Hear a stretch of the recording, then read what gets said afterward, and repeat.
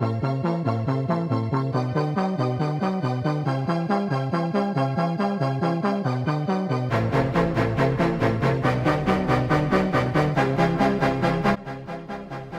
in Canadian culture, ice hockey is a team sport that is very popular at the high school level.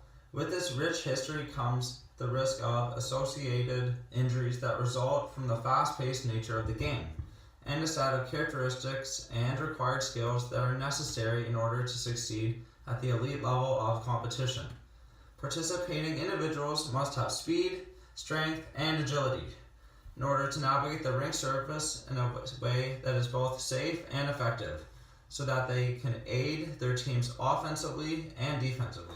Played across multiple age groups and levels of competition, hockey by nature is a contact sport in the male division that permits a regulated form of body checking as a method to obtain the puck from an opposing player.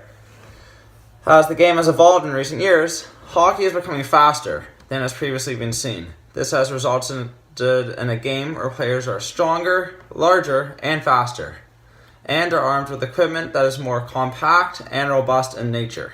The summation of these factors have established a playing environment that has been associated with harder collisions and impacts, providing a high-risk setting for the occurrence of concussion at the level of the high school hockey player, a specific age group that is associated with potential vulnerability to concussive injury as a result of their physiological status and position of development. The following video will critically analyze trends in the recovery of high school athletes from a concussive event in comparison to athletes of an older and professional status in the sport of hockey.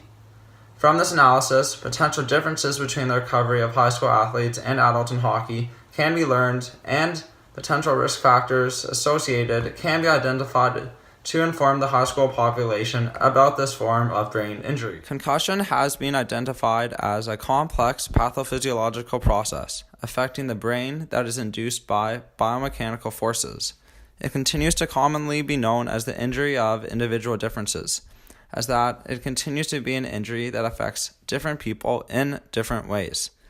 This is inclusive of the recovery from a concussion, as there are many factors that may play a role in determining an individual's ability to recover from one and return to athletic sport. To start off, the recovery trends for concussion in the high school population will be outlined. From there, a comparison can be seen to that of the adult sample. The first study addressing this group is by Snyder that was done in 2018. Concussion burden, recovery, and risk factors in elite youth ice hockey players. The time lost from concussive injury in youth hockey players who participate at the elite level of competition was investigated for the 13 to 17-year-old age group, a sample that overlaps with the high school population. Here in yellow, you can see the median time lost by different members of the sample population. The results showed that the time lost from hockey was greater than 10 days in 74% of the sample, and 20% of the sample had time lost from play that was greater than 30 days. This remains to be a period of recovery greater than the standard recorded averages of 7 to 10 days. The next study follows along these lines and looks at the presence of concussive outcomes that are present after high school athletes are cleared for recovery with the use of an MRI.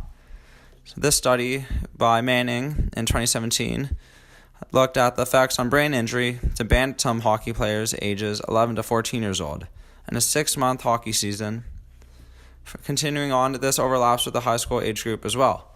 So, some of the findings were that on average for the players, it took 24 days for them to recover from the concussive event.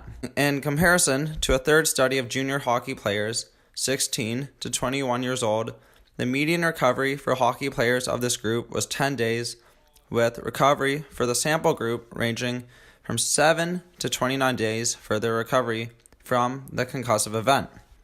In total, the cumulative results can be analyzed for these 3 studies that looked at the effects of age groups overlapping the high school population and their return to play timelines for concussion.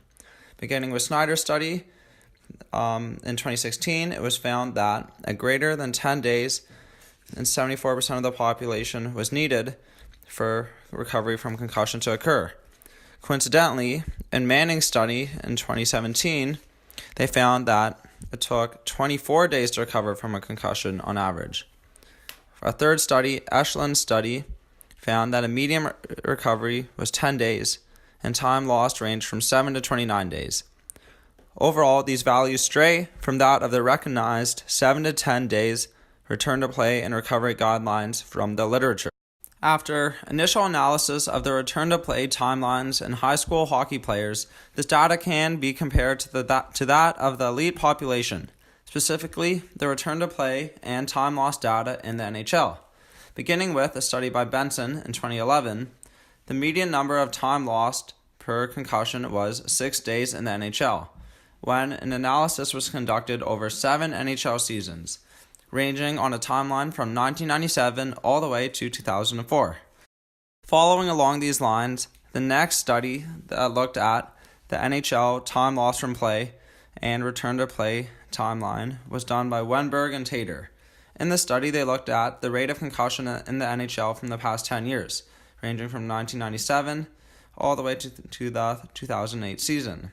From this data, they found that the median number of games missed ranged from 3 plus or minus 11.4 to 7 plus or minus 18.8 games missed per concussion. In comparison, this is a value that is much lower than that of the high school return to play timeline. After the analysis of both the return to play statistics in the youth population and in the NHL, a comparison can be seen that shows that individuals from the high school population may be associated with a longer return to sport or hockey.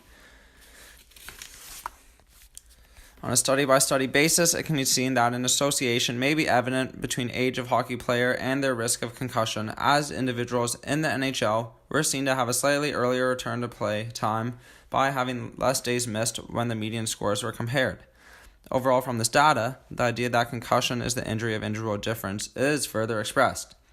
This is extremely evident as there is not an exact range that everybody was healthy at, as these numbers continued to vary across each study. Furthermore, there may be financial factors encouraging an NHL player to have a quicker return to play than that of a high school player, since a high school player is not making money necessarily for their participation. A more cautious return to action is reasonable to assume in this population, as well as regarding it is a younger population that may stress the health of their brain more significantly. Why are these factors present? From an outside perspective, there may be other factors that distinguish the differences in recovery between high school hockey players and professional NHL players. The brain of an adolescent is not completely developed yet during this age, exposing them to another vulnerability to damage. They may lack the biomechanical neck strength. Furthermore, the degree that the white matter is myelinated in their brain may be a severe factor. As noted by the diagram, the myelination connects between the nucleus and the dendrite region all the way to the end of the axon, making it an important area for cell communication. Dr. Hutchinson continues to comment on this risk factor. As noted, there are different regions of the brain, as seen in this diagram, that develop at different stages. For instance, the prefrontal cortex doesn't develop until the early 20s. Some other factors that he has noted are the cranial bones are still developing in the youth athlete. There are greater head size and mass of the youth athlete compared to the size of their body. There's also a greater subarachnoid space, meaning there is more area for the brain to move about upon biomechanical trauma. There also may be differences in the amount of blood flow to major regions of the brain during this time. This finding was further touched upon by Field in 2003, which he noted a slower recovery by high school athletes. He noted that there was a memory decrement 7 days following a concussion, with the average symptom duration being 44.5 days. Players on the soccer and football teams had concussions that impaired their memory for 7 days. In comparison, the collegiate athletes only had this memory dysfunction for 24 hours. But next, what does this all mean? What are future directions that this research could go? Well, initially work was done to reduce concussions at the policy level. This was first done by the idea of the zero tolerance for head contact rule. They initially removed hits to the head from hockey to see what effect that would have on concussion at the youth level. Although they have seen that this was not something that was very effective, as at the bantam and peewee level, the risk of game-related concussions did not decrease. At the policy level, there have been other approaches that have seen to be more effective. By the removal of body checking in the 13 to 14-year-old hockey age group, it was seen that there was a 58% lower risk of game-related concussion. Furthermore, there are other methods that have been approached as well, such as providing more education in certain hockey contexts. A difference has been shown with the high school level hockey player needing more time for recovery on average than the NHL hockey player. Further analysis is needed to determine if this is a significant difference between the two groups. Developmental factors and potential economic incentives have been looked at to see if they may confound the results of this study. Is it worth subjecting youth to both body checking and contact when only so many make it to the NHL? Should a player's health be prioritized? What age groups should have body checking in their leagues? Is it safer to educate the youth on body checking practices to help them later on in their development and NHL practice? In conclusion, this video highlights the average return to play timelines in high school hockey players to inform the high school population about the severity of this injury and provide insight and reviewed literature about accurate times that an athlete may return to play. Thank you again for listening. All the best.